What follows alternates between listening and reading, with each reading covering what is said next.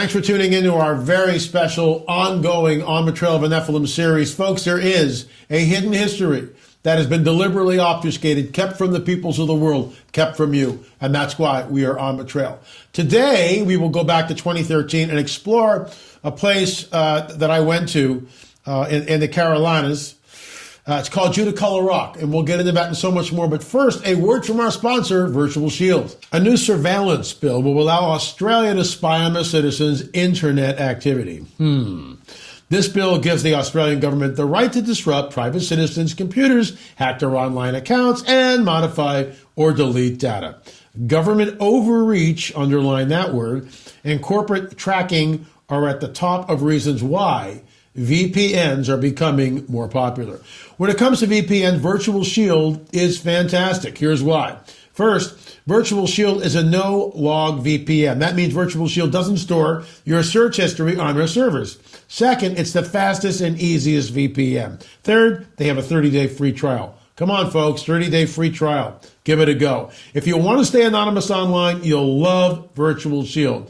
This Black Friday, you can try Virtual Shield for 30 days free, plus 50% off for life if you hurry. virtualshield.com/LA or click the link below to start your free trial. Once again, virtualshield.com/LA. So here is your intrepid host, L.A. Marzulli, leaning on Judaculla Rock. I'm not sure whether they're actually allowed to do that. You'll notice that there's all these strange carvings, and we'll get into this and so much more. Very mysterious place. Not sure really what it's about, and we'll read the signage that's there. It's really in a weird place, and you'll see it as I show this little clip. You drive up this driveway. It's basically a farm, and it's sectioned off from the farm. So here's the clip. Watch it, and we'll talk about it afterwards.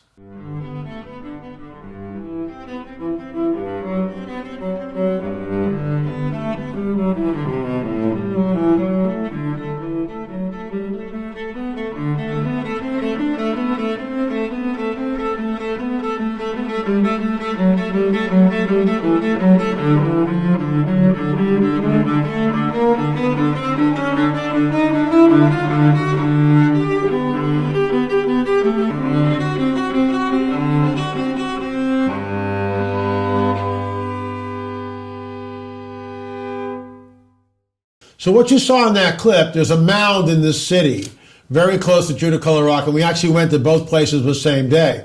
What's bizarre is the mound is there, and we'll be getting into that. And then we went to this little museum where we found some figurines. And this museum was amazing because we got to handle and touch and look at things and photograph things. So we'll get into that. But right now, let's talk about Judaculla Rock. So what this gentleman did is he put chalk in the lines. So now all of a sudden we can see the lines. Why Native Americans, First Nation people thought it was so important to do this, we really don't know. I can talk to Chief Joseph and see if he knows anything about it. In the lower right-hand corner, you'll notice that large, count the fingers, 6-fingered hand. Isn't that interesting? This ties in, of course, with the Nephilim. We know from the biblical account that the Nephilim, some of them anyway, had 6 digits. Not all, but some. Double rows of teeth, 6 digits. So this is a great shot because it shows just the complexity of the petroglyphs that are here. So this is the signage. According to Cherokee legend, Judaculla was a slant-eyed giant who lived high up in the Balsam Mountains. He guarded his hunting grounds from Judaculla's judgment seat, today known as Devil's Courthouse, a site reached from the Blue Ridge Parkway. Once a party of disrespectful hunters came through his land. Judaculla chased them down the mountain. With a mighty leap, the angry giant landed near Caney Fork on a large boulder. Putting his hand down to steady himself, he left his mark on the rock surface. The impression of his hand can still be seen at the lower right of the rock. Judaculla's marks have also been seen on other boulders throughout Cherokee lands, including near the mother town of Kittuwa, a sacred and prominent Cherokee religious center. We also visited that. Used the drawing at left to locate Judaculla's handprint and other glyphs. So here it is. It's a blow-up. It's kind of fuzzy. Sorry about that. But it gives you the idea of what we're looking at according to the legend Very, very strange. And I'm right there at the bottom, leaning up against the rock, and there's the handprint. And it shows how much larger it is than my handprint. So I'm like right above it, and the handprint is like right there, and you can see that it's much larger than mine. So there's it was a very strange place. Not a lot of fanfare, not a lot of people go there, not a lot of people even know about it. But what's interesting is the legend, which I believe might be founded in some sort of truth. It's sort of colorful now, hunting party and a mighty leap and all this stuff. But was there a slant-eyed giant living in the area? Was it one of the remnants of the Nephilim? We will never really know. But it's interesting. Be interesting to sit down and talk to a Cherokee storyteller and find out what they know about that. If you know one, please shoot me an email at la@lamarzulli.net. We'll bring them on right here on the show and get their testimony, and maybe we can probe a little deeper about the legend of Judaculla. If you're more interested in finding out more about On the Trail of a Nephilim, please go to lamarzulli.net, lamarzulli.net, or streaming.lamarzulli.net, and binge watch all 7 of them. Folks, we are on the trail. There is a hidden history. Wait till you get to the Nikwasi Mound. We were there, we photographed it, we climbed all over it. It's never been excavated. And we've got some pictures that I took in the museum when the flood happened. What's interesting about that is the road goes around the mound. So it's one way on one side and one way coming back on the other, and the mound is in the middle. So we'll talk about that tomorrow. But I want to get right back into our whole UFO thing. As I promised, these are replicas. I've shown these before. These are replicas of the newspaper. Captures flying saucer, right? There it is, on ranch in Roswell. And then the next one is Gemma Ramey empties Roswell saucer. And that's, of course, is when they had the weather balloon stuff. So on one hand we get this, captures flying saucer. It went global. This thing went global very quickly.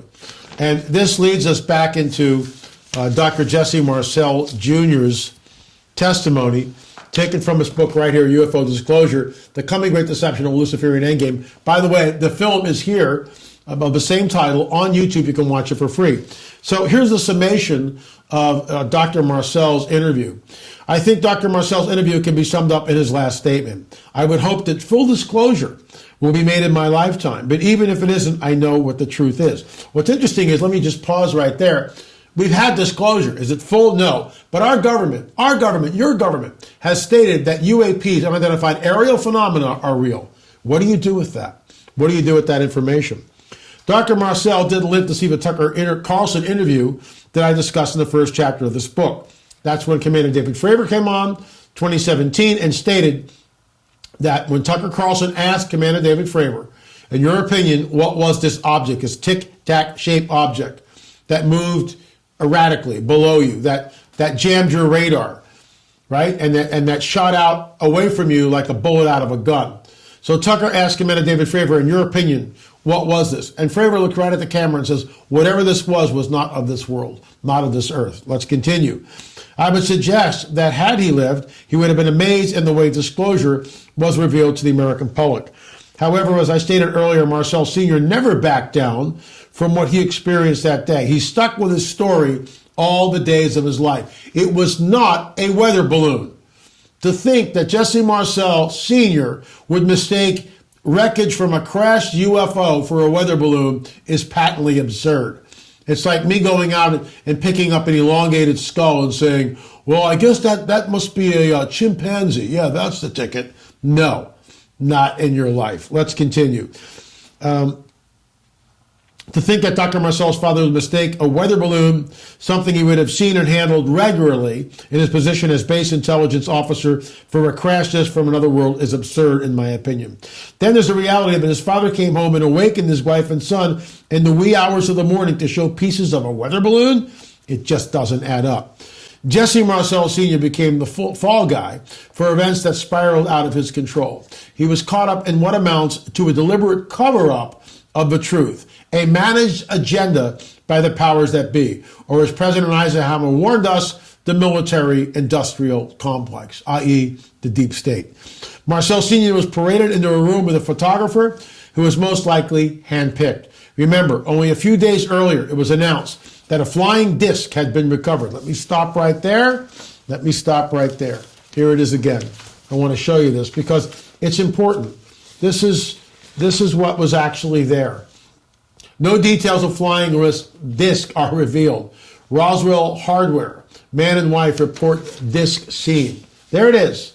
You got multiple witnesses here. And then the next day, the whole thing is just completely redacted. Let's continue. It's just unbelievable. Gemma Ramey, in my opinion, set Marcel Sr. up. If you look at the pictures taken at the press conference, you can see Marcel's face is one of disbelief. In other words, they paraded him into a room, and the photographers are snapping pictures. Marcel is asked to examine what he sees. It's a weather balloon. And that's why Marcel Sr. is going like what? This isn't what we talked about. This isn't what I handled. And he was set up. And then later on, basically stated so.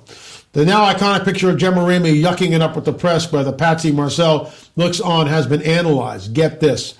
Specifically, the telegram that Ramey is holding in his hand. The telegram refers to bodies and a disc that will be shipped. Here is the research from Dr. David Rudiak, who spent 2 years investigating the Ramey memo. Fort Worth Army Airfield acknowledged that a disc is the next find west of the cordon, and the victims of the wreck you forwarded to the team at Fort Worth, Texas. The aviators in the disc will be shipped by a B-29 Special Transport or C-47. I'm going to talk about that telegram because it's so important. I'll show you some pictures of that tomorrow, what it is, but it was there. Absolutely, it was there. And what's amazing about this, folks, is there has been a cover-up, a deliberate cover-up of the UFO phenomenon. So we'll pick up a story there because you'll see the picture. Ramey is holding a telegraph in his hand, all right?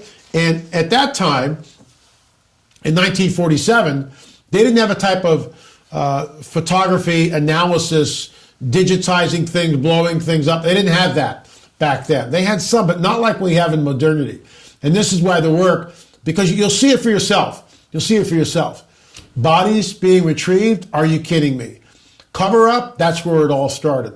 At some point, we've got to get back to Roswell. Thanks so much for watching On the Trail of the Nephilim and our daily UFO report. If you've got a story, if you've got an encounter, please shoot me an email at la@lamarzulli.net, la@lamarzulli.net. Also, if you live in Ohio and you're watching this and you have a mound on your property that's never been excavated, folks, we have a team of people, archaeologists, anthropologists, Chief Joseph Riverwind, optometrists. We've got a team of people who I can bring in and we can excavate that mound and do it properly. Do we want to take anything out of it? No. But if there is a large, giant skeleton in there, we would measure it. Absolutely. And then take DNA samples.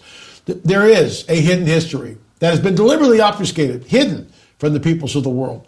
We know that there's a giant skeleton out there, 9, 10, 12 feet, who knows. Giants once roamed our country, and all that has been hidden away. Thanks so much for watching. Remember, we'll see you on the air or in the air.